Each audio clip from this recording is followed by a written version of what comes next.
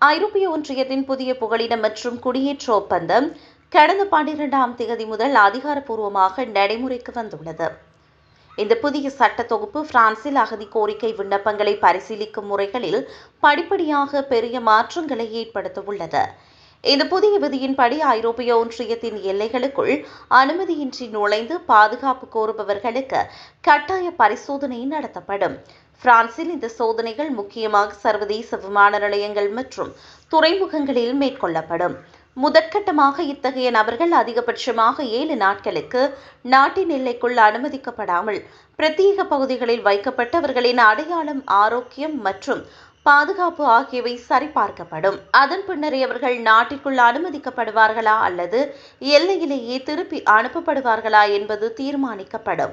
ஒருவேளை எல்லையிலேயே அவர்களின் அகதி விண்ணப்பம் நிராகரிக்கப்பட்டால் அவர்கள் பாரம்பரிய தடுப்பு முகாம்களுக்கு அனுப்பப்படாமல் நுழைவு புள்ளிகளுக்கு அருகில் உள்ள பிரத்யேக பகுதிகளிலேயே வைக்கப்பட்டு அவர்களின் சொந்த நாட்டிற்கோ அல்லது வேறு நாட்டிற்கோ திருப்பி அனுப்பும் நடவடிக்கைகள் மேற்கொள்ளப்படும்.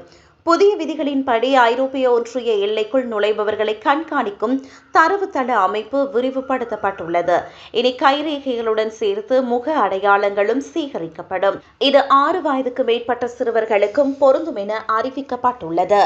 இந்த ஒப்பந்தம் மூலம் அகதிகளுக்கான தங்குமிடம், நிதியுதவி மற்றும் மருத்துவ காப்பீடு போன்ற குறைந்தபட்ச வசதிகள் முறைப்படுத்தப்படுகின்றன.